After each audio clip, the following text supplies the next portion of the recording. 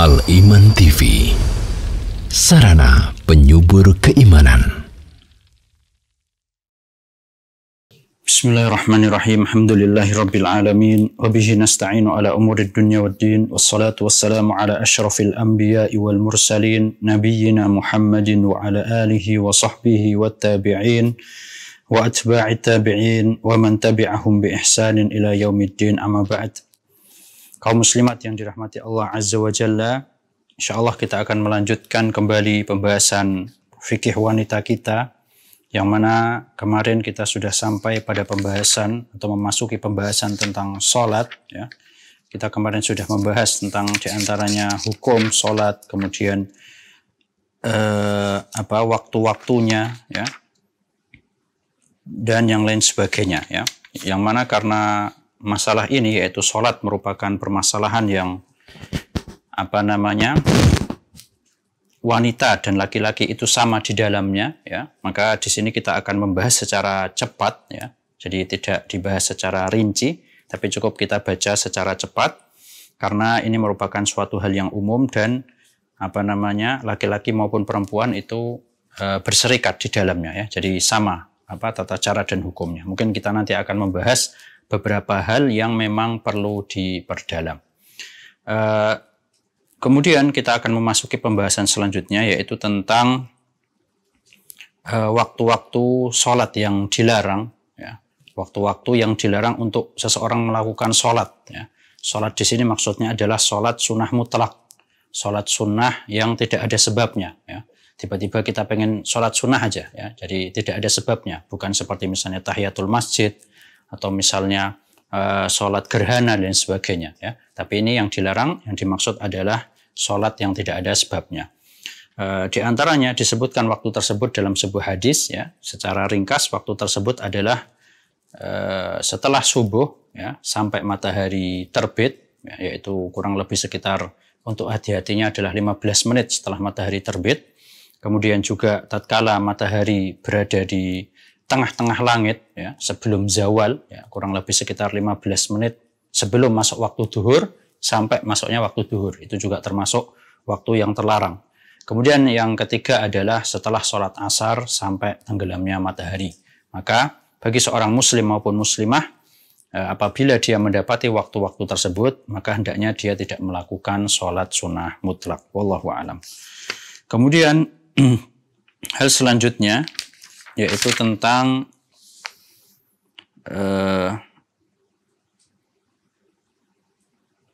azan, ya, berkaitan tentang azan. Dalam masalah ini, hukum azan dan iqamat bagi wanita itu hukumnya tidak wajib, ya. Jadi apabila mereka ingin sholat berjamaah, itu sebenarnya tidak wajib azan maupun iqamah, berbeda dengan laki-laki, ya. Tapi kalau mereka memang mau melakukan adzan atau iqamat, maka tidak apa-apa, dengan syarat suaranya itu tidak perlu terlalu keras, yang mana dikhawatirkan akan terdengar oleh laki-laki yang non mahram, ya. Jadi cukup selingkup mereka saja, gitu, ya, biasa aja kalau mau adzan atau iqamat, dan tidak perlu dikeraskan apalagi sampai menggunakan pengeras suara.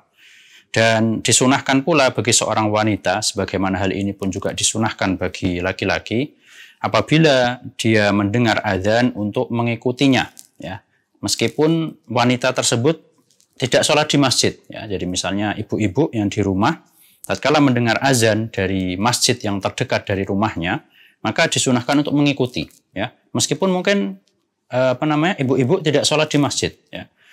Dan ini merupakan keumuman dari sabda Nabi SAW, "Idza sami'tumun nida faqulu mithla ma yaqul." Ya, apabila kalian mendengar azan, maka katakanlah seperti yang dikatakan oleh muadzin.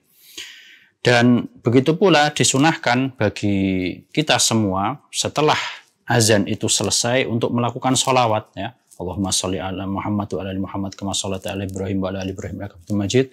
Allahumma barik ala Muhammad wa ala ali Muhammad kama barakta ala Ibrahim wa ala ali Ibrahim innaka Hamidum Majid. Dan kemudian berdoa dengan doa setelah adzan. Allahumma rabb hadhihi ad-da'wati at-tammah was salatil qa'imah, sampai akhir doa, ya, meskipun si wanita tidak sholat di masjid. Begitu pula disunahkan untuk berdoa, ya. Jadi sebagaimana dalam sebuah hadis disebutkan ad-du'a'u la yuraddu bainal adzani wal iqamah, ya. Doa itu tidak akan ditolak, atau doa yang dipanjatkan antara azan dan iqamat itu tidak akan tertolak, ya. Dan ini tidak hanya khusus bagi yang sedang di masjid saja, ya. Jadi ini bisa dimanfaatkan. Mungkin sebagian kaum muslimat ada yang belum tahu, ya. Mungkin dikiranya itu khusus untuk yang hadir sholat jamaah saja. Tidak, ya. Hadisnya umum, selama waktu tersebut berada di antara azan dan iqamat, maka ini bisa dimanfaatkan bagi laki-laki yang menghadiri sholat berjamaah maupun wanita yang sholat di rumah, ya. Jadi bisa dimanfaatkan, jangan buru-buru sholat, manfaatkan ini, ya. Manfaatkan waktu mustajab antara azan dan iqamat. Kemudian selanjutnya yaitu kita membahas secara cepat tentang syarat sah sholat, ya. Syarat sah sholat, di antara syaratnya yang pertama adalah al-ilmu bidukhuli waqti sholah, ya. Jadi seorang tatkala mau sholat itu harus yakin bahwasanya waktu sholatnya sudah masuk, ya.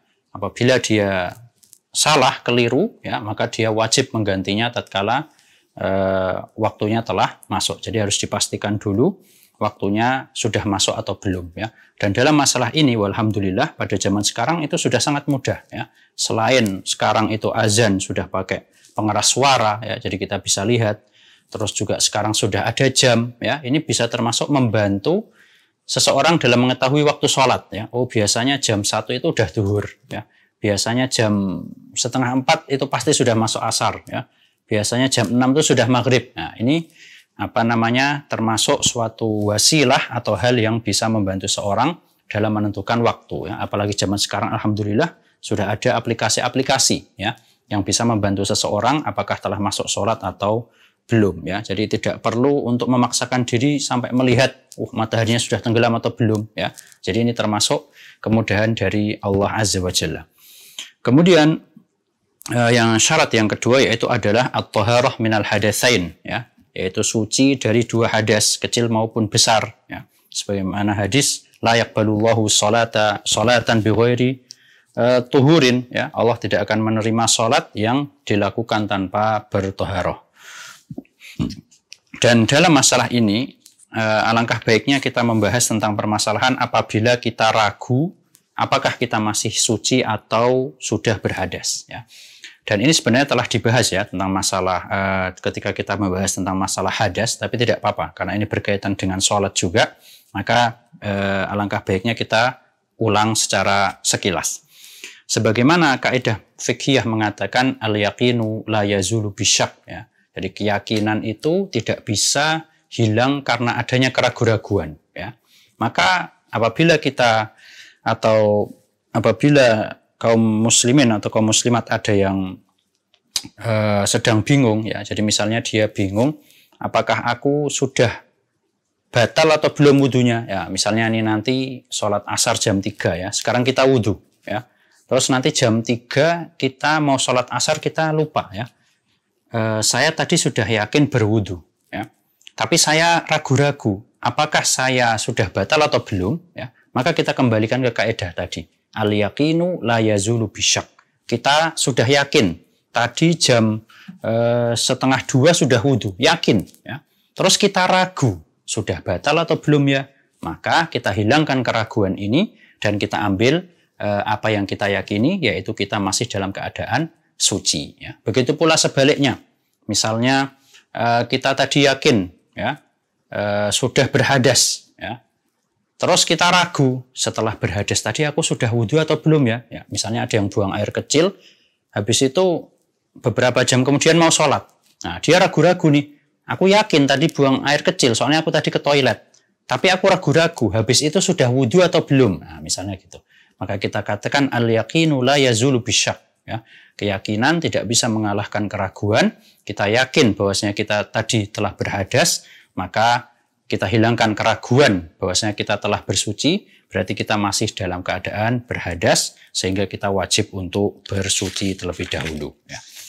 Kemudian yang selanjutnya yaitu syarat yang ketiga adalah sucinya pakaian, badan, dan tempat yang kita gunakan untuk sholat, ya. Jadi kalau yang nomor 2 tadi adalah suci dari hadas, ya. Yang ketiga ini adalah suci dari najis, ya. Jadi suci dari najis yang mengenai pakaian, badan maupun tempat kita sholat. Ya. Kemudian masalah selanjutnya, ya, yaitu tentang atau syarat yang selanjutnya itu adalah menutup aurat. Nah, ini penting sekali ya. Ini kaitan dengan seorang wanita, ini penting sekali. Menutup aurat dalam sholat, ya, sebagaimana pendapat yang lebih hati-hati. Jadi aurat bagi seorang wanita itu adalah seluruh tubuhnya. Ya, kalau dalam mazhab Syafi'i kecuali telapak tangan dan wajahnya. Ya. Tapi untuk hati-hatinya telapak tangan ditutup sekalian. Ya, karena dalam mazhab Hanabilah yang boleh terlihat hanya wajahnya saja, ya. Dan kaidah yang sering kita ulang-ulang dalam setiap pembelajaran kita, al-khuruju minal khilafi aula, ya, atau al-khuruju minal khilafi mustahab, ya. Keluar dari khilaf itu hal yang baik, ya. Sekarang misalnya kita ambil pendapat yang mengatakan tangan boleh tampak, ya. Terus kita sholat atau seorang muslimah sholat dengan menampakkan telapak tangannya, ya. Menurut ulama yang mengatakan itu boleh, memang sah. Tapi menurut ulama yang mengatakan telapak tangan ketika sholat itu adalah aurat, maka apa? Sholatnya tidak sah. Nah, jadi dengan dia melakukan seperti ini, dia masuk ke dalam khilaf, dia masuk ke dalam perbedaan pendapat. Tapi tatkala dia sholat menutup seluruh tubuhnya, kecuali wajahnya saja, maka dia telah kharaja minal khilaf, ya. Dia atau kharajat minal khilaf, maka dia telah keluar dari khilaf. Menurut pendapat siapapun, sholatnya apa? Sholatnya sah, ya. Dan menyingkap wajah bagi seorang wanita tatkala sholat ini hukumnya sunnah, ya. Kecuali apabila bagi wanita yang memang berpendapat bahwasanya wajah itu adalah aurat, kemudian di tempat tersebut ada laki-laki yang non mahram, maka dia hendaknya menutup wajahnya, ya. Jadi tidak apa-apa. Jadi menutup wajah ini menyingkap wajah hukumnya sunnah. Ketika ada seorang laki-laki yang non mahram yang mana dikhawatirkan bisa terlihat wajahnya apabila dia sholat dalam keadaan terbuka, maka dia boleh menutup wajahnya ketika sholat, ya. Dan juga misalnya seperti kasus yang sebelumnya, ya, misalnya ketika wal-iyazubillah dahulu wabah masih banyak, ya, semoga Allah melindungi kita dari wabah ini. Seperti pakai masker, ya, itu memang secara hukum asal memang makruh, ya. Menutup wajah tatkala sholat adalah makruh, tapi tatkala ada hajat, ya, dan kaidah mengatakan al-hajat tubihul makruhat, ya, bahwasanya kebutuhan atau hajat itu membolehkan hal-hal yang makruh, maka seperti ini tidak apa-apa. Wallahu a'lam. Kaum muslimat yang dirahmati Allah Azza wa Jalla, kemudian berkaitan tentang aurat bagi wanita tatkala sholat ini pula, yaitu adalah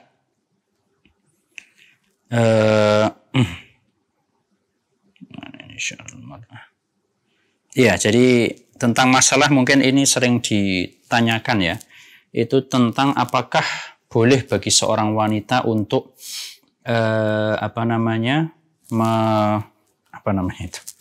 mengikat rambutnya, ya. Jadi kalau kita perhatikan memang, ya, ada hadis yang berbunyi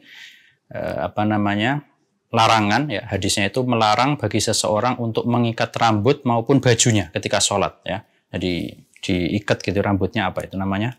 Ya, diikat, ya. Terus kalau baju ya berarti ditekuk gitu, ya. Atau celana misalnya dilipat. Memang itu ada hadis yang berbunyi seperti itu. Nah, sebagian ulama itu mengatakan, dan insya Allah ini yang lebih tepat, bahwasanya hadis ini terutama yang tentang masalah mengikat rambut itu dikhususkan bagi laki-laki, ya. Kenapa? Karena seorang wanita ketika misalnya dia sholat dalam keadaan rambut yang harus terurai, misalnya kita katakan misalnya wanita juga masuk ke dalam hadis tersebut, ya. Maka ini akan membuat kacau gitu. Jadi penampakannya itu atau madhar, ya.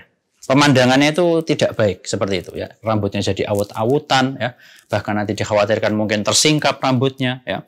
Jadi rambut atau perintah untuk mengurai rambut tatkala sholat, ya, ini merupakan seperti bertentangan dengan tabiat wanita itu sendiri ya. Jadi sebagian ulama berpendapat bahwasanya hadis dari larangan mengikat rambut tatkala sholat ini dikhususkan bagi laki-laki saja. Wallahu a'lam.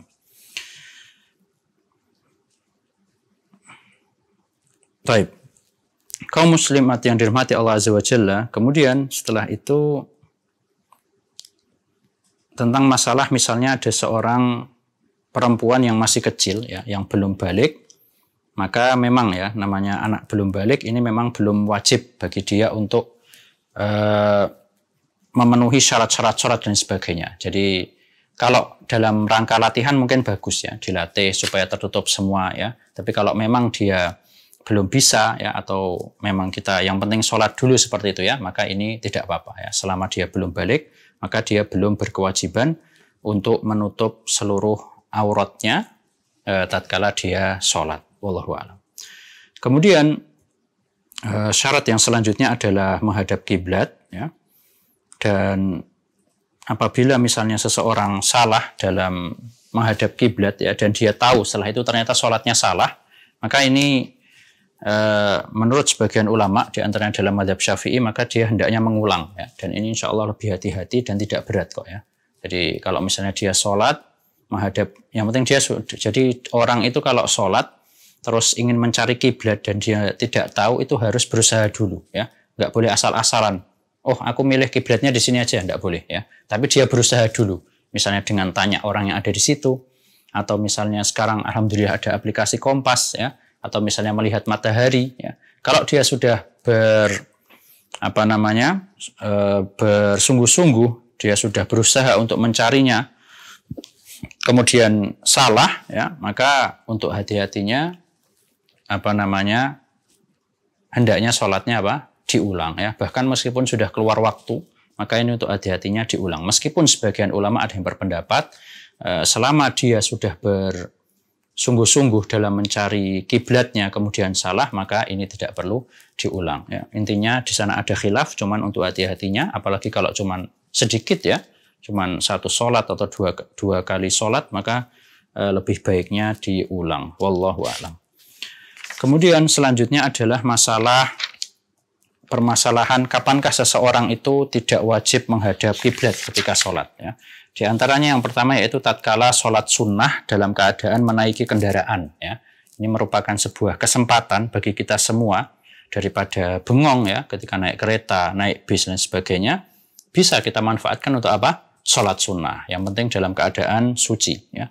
Kemudian keadaan yang kedua adalah tatkala sangat takut sekali, yaitu di medan peperangan, maka ini diperbolehkan untuk sholat dalam keadaan bagaimanapun.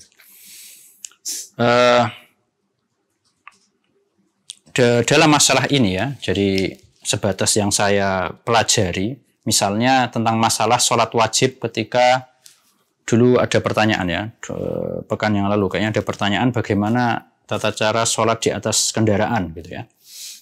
Di situ saya jelaskan sebatas yang saya pahami atau sebatas saya ketahui. Jadi untuk sholat wajib itu usahakan menghadap kiblat pas takbiratul ihram ya. Jadi misalnya nih kita naik kereta, kemudian memang tidak ada musolanya ya, kebetulan memang yang nggak ada musolanya. Atau misalnya naik bis, kebetulan ya nggak ada bis, nggak ada musolanya, terus kita harus sholat subuh ya. Jadi nggak boleh, karena kalau kita nunggu sampai tempat tujuan sudah keluar waktu, ini sholat subuh biasanya agak susah karena nggak bisa dijamak dan waktunya pendek ya. Maka hurmatul waqt muqaddam min al-istiqbal ya. Kehormatan waktu sholat ini lebih didahulukan dari syarat-syarat yang lainnya ya.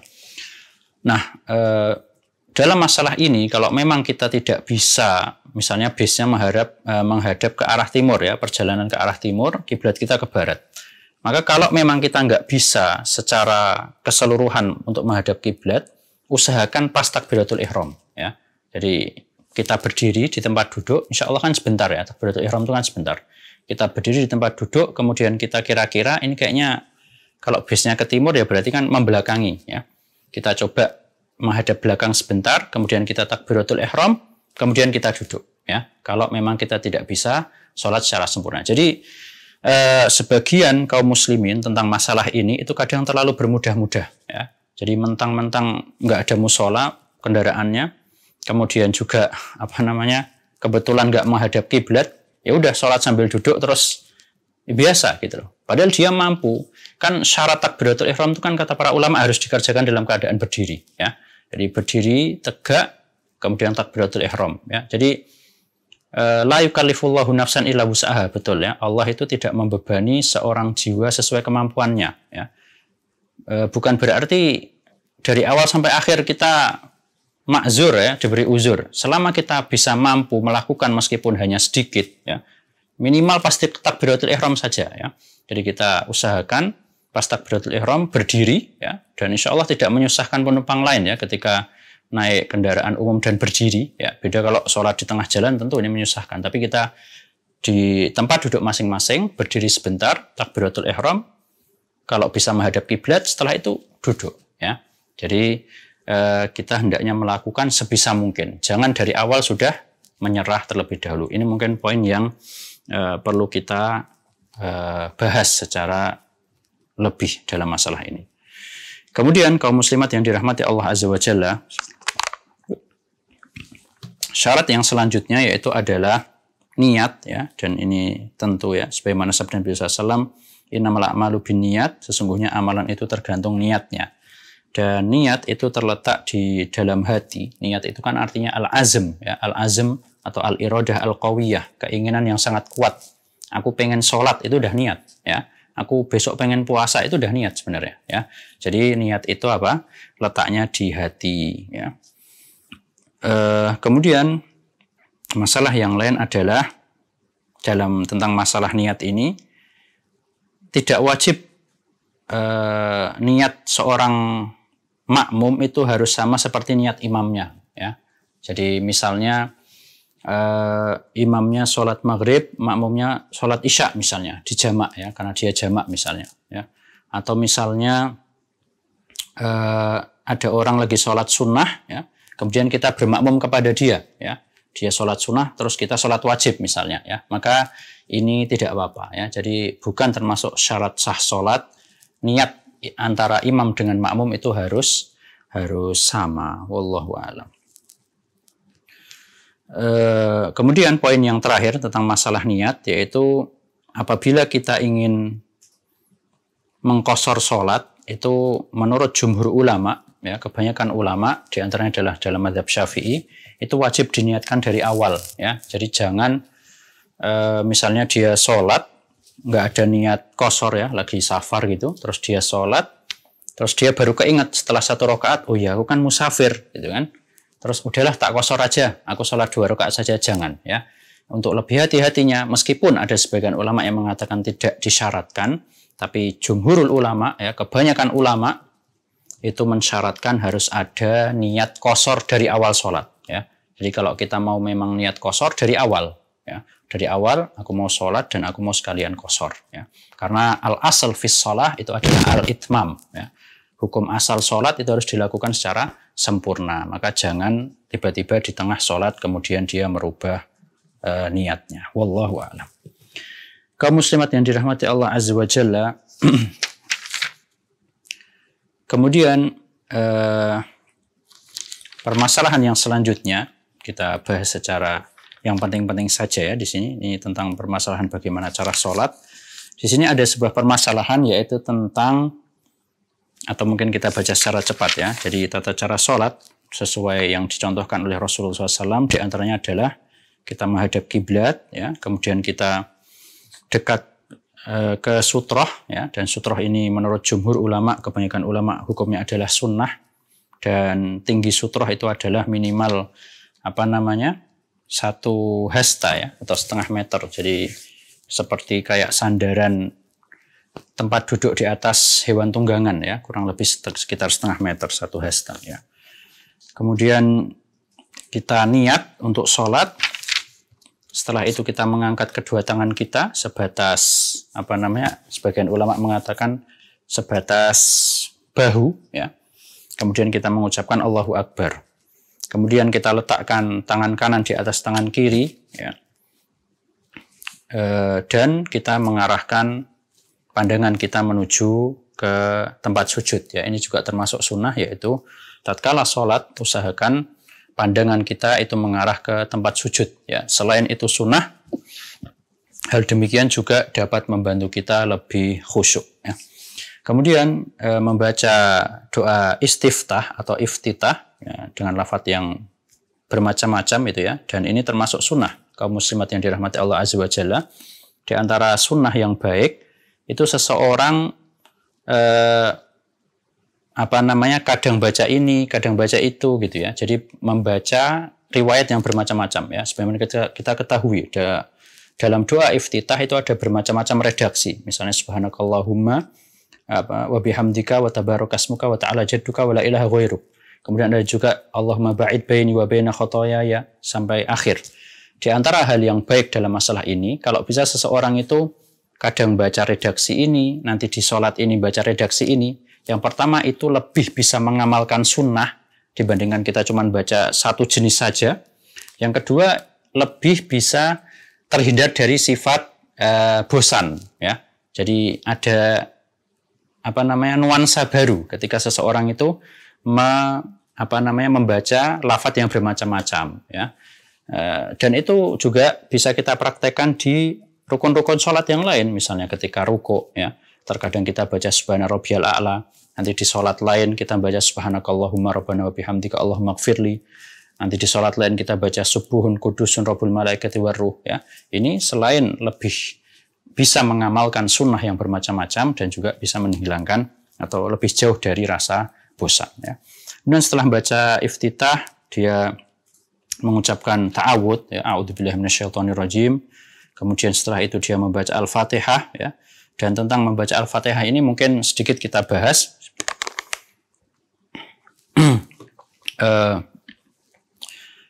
Menurut sebagian ulama ya, dan di antaranya adalah dalam mazhab Syafi'iyah, dan ini adalah pendapat yang dipilih oleh beberapa ulama, di antaranya guru kami Syekh Abdul Muhsin Al-Abbad hafizahullah ta'ala, dan saya pribadi juga condong kepada pendapat ini.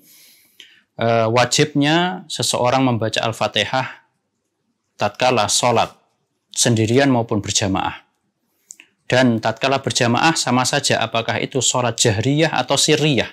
Ya. Jadi yang ada khilaf di antara ulama itu apabila ketika sholat jahriyah, ya, seperti sholat maghrib, sholat isya, 2 rakaat pertama, sholat subuh, itu memang ada khilaf apakah seorang makmum yang dia sholat bersama imam itu tetap wajib membaca Al-Fatihah atau sudah cukup imamnya saja ya. Namun insya Allah pendapat yang lebih hati-hati dalam masalah ini adalah dia tetap membaca Al-Fatihah ya, sebagaimana ada dalam sebuah hadis itu ya. Saya lupa redaksinya, ada di Bulughul Maram itu. Kalau nggak salah rawahu Abu Dawud. Di situ Rasulullah SAW tatkala beliau sholat ya, kemudian selesai dari sholat, beliau bertanya kepada sahabatnya ya. Sepertinya tadi aku mendengar ada yang berbincang-bincang di belakangku. Bukan, ada yang membaca ya, ada yang maksudnya membaca mungkin membaca surat dan sebagainya ya. Ini ketika sholat jahriyah ya. Kemudian saya lupa ini sholat apa, yang jelas beliau bilang seperti itu ya. Sepertinya tadi aku mendengar ada yang ngomong di belakangku. Maksudnya bukan ngomong ngobrol ya, ini bacaan ketika sholat. Maka para sahabat pun mengiyakan ya. Maka Rasulullah SAW menjawab ya, janganlah kamu lakukan illa bifatihatil kitab atau kama qala sallallahu ya. Janganlah kamu lakukan kecuali khusus hanya Al-Fatihah saja ya. Ini termasuk dalil yang mengatakan bahwasanya wajibnya membaca Al-Fatihah sama saja apakah ketika sholat berjamaah tersebut sirriyah atau jahriyah ya. Dan ini insyaallah lebih hati-hati, dan juga berdasarkan keumuman hadis dari Nabi SAW, la sholata liman lam yaqra' bi fatihatil kitab ya. Tidak ada sholat atau tidak sah sholat yang di dalamnya tidak dibacakan Al-Fatihah. Lalu mungkin kemudian di antara kita ada yang bertanya-tanya ya, terus kapan bacanya gitu ya? Baca Al-Fatihahnya kapan? Apakah bareng-bareng ketika imam sedang membaca atau kapan ya? Padahal Allah Subhanahu wa taala berfirman, wa idza quri'al Qur'anu fastami'u lahu wa ansitu ya. Apabila dibacakan Al-Qur'an atasmu, maka dengarkanlah dan diamlah, la'allakum turhamun, semoga kalian diberi rahmat. Maka kata para ulama, diantaranya disebutkan oleh Syekh Al-Abbad hafizahullah juga, seorang makmum bisa membaca ketika selesai membaca amin, ya. Jadi setelah imamnya waladhdallin amin, kemudian kita baca amin, itu biasanya ada jeda sedikit. Nah, itu kita baca. Kita baca surat Al-Fatihah.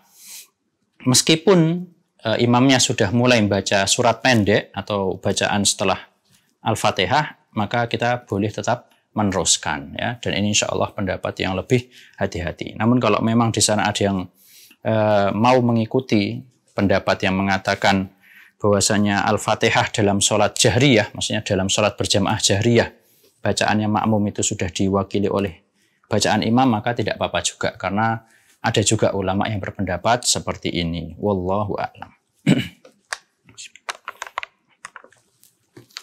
Kaum muslimat yang dirahmati Allah Azza wa Jalla, kemudian setelah itu, setelah membaca Al-Fatihah, membaca surat, ya, dan juga disunahkan bagi seorang wanita untuk menjaharkan di sholat-sholat yang memang disunahkan untuk jahriyah, ya. Jadi hukum jahar itu adalah sunnah, ya. Jadi seperti sholat subuh, sholat maghrib, ya, 2 rakaat pertama, kemudian sholat isya 2 rakaat pertama.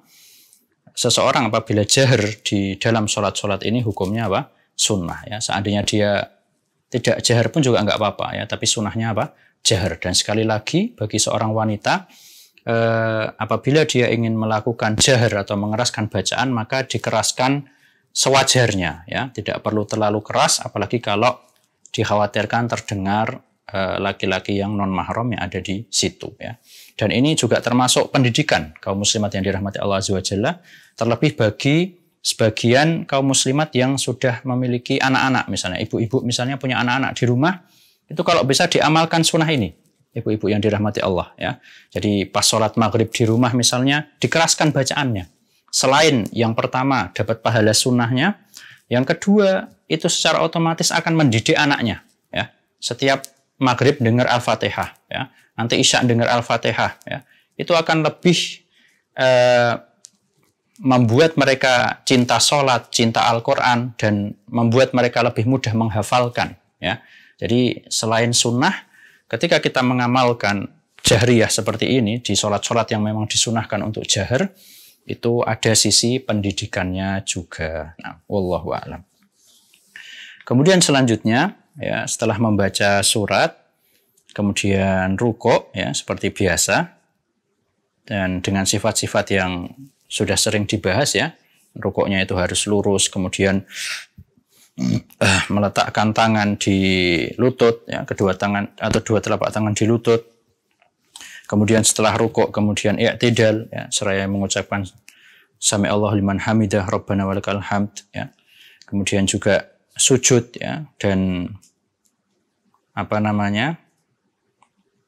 hendaknya 7 anggota sujud itu menempel ke lantai, ya, yaitu adalah dahi dan hidung, kemudian 2 telapak tangan, kemudian 2 lutut dan 2 kaki, seperti itu, ya. Kecuali seperti tadi, misalnya ada laki-laki yang non mahram dan kemudian dia memang terpaksa harus sholat menggunakan misalnya cadar, ya, maka nggak apa-apa. Kalau memang kesulitan dibuka saat sujud, ya. Tapi kalau memang bisa, ya lebih baik, ya, ketika sujud, terutama dahi, ya, dahi, karena sunnah, ya, membuka wajah ketika sholat. Kemudian setelah itu duduk di antara 2 sujud dengan membaca zikir, ya, yang biasa kita ketahui, Robbighfirli atau Allahumma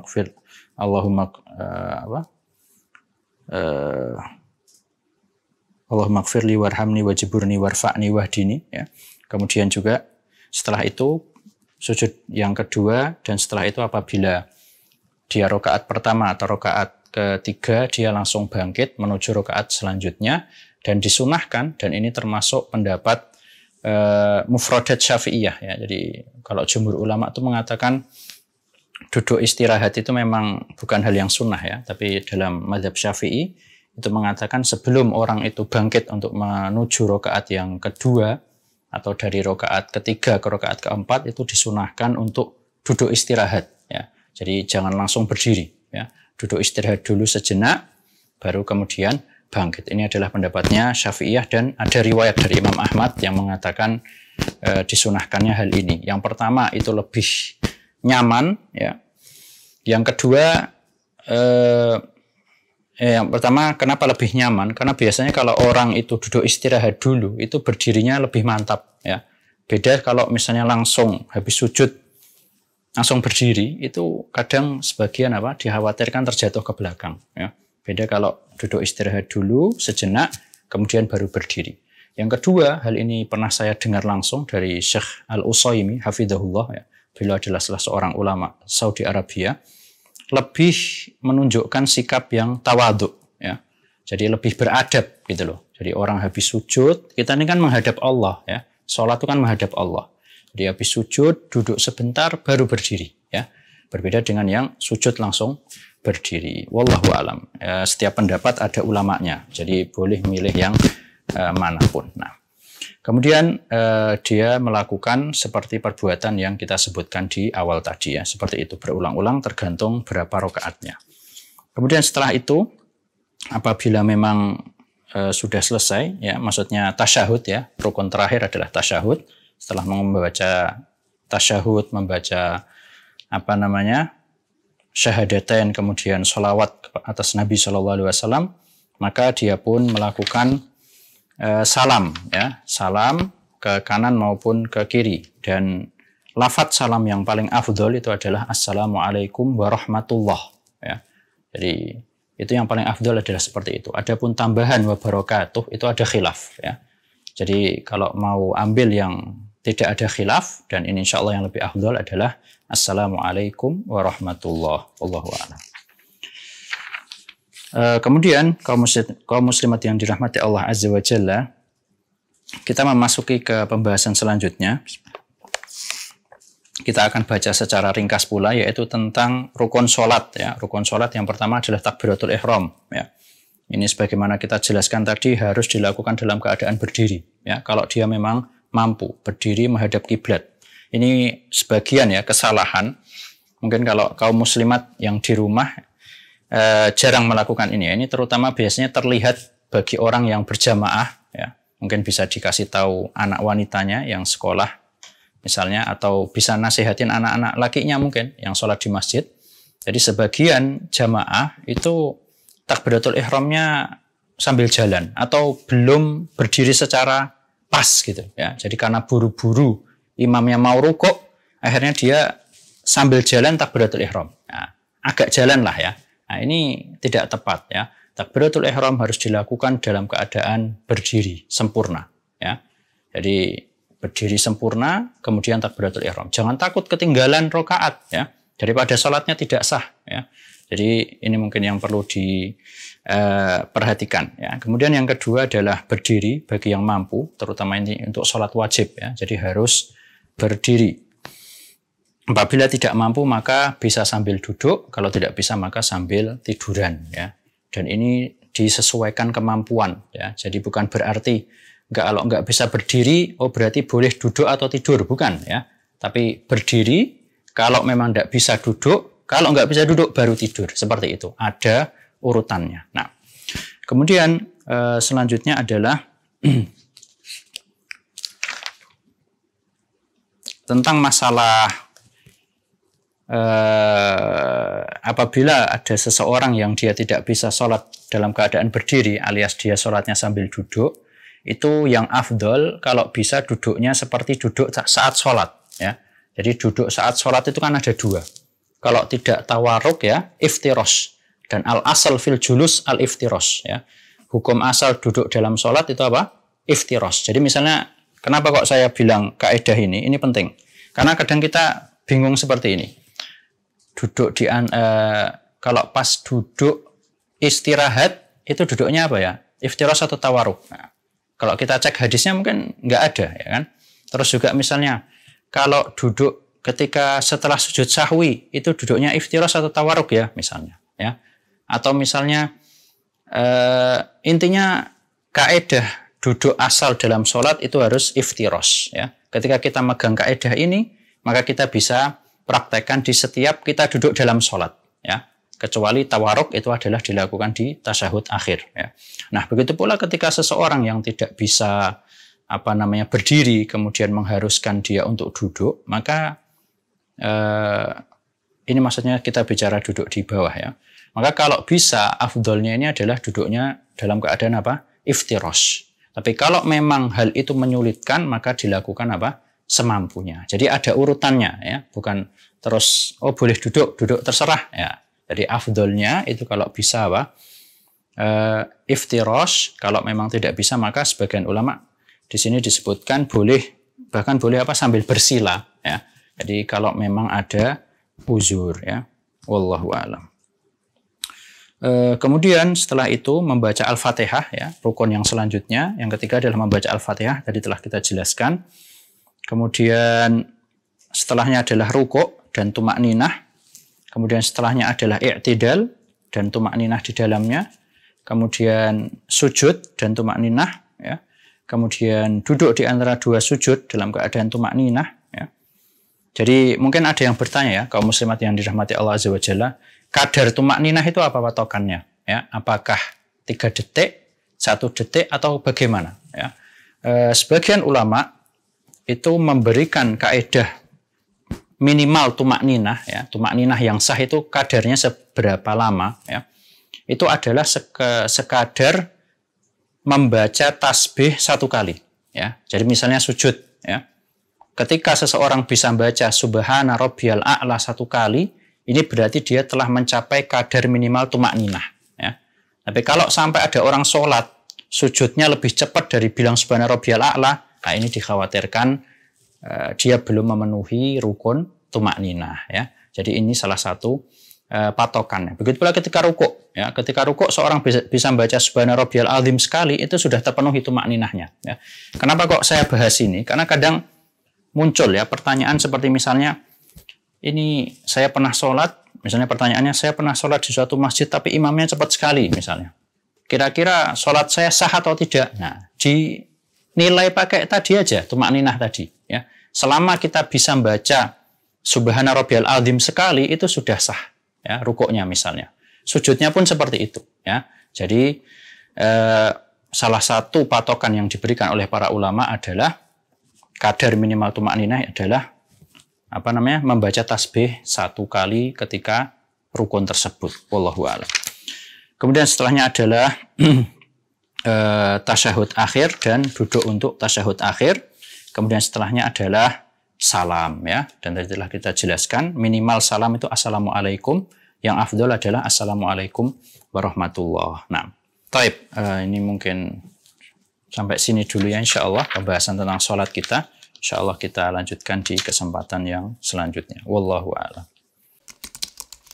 Dukung channel kami dengan like, subscribe, dan aktifkan notifikasi agar kamu tidak ketinggalan video-video menarik lainnya.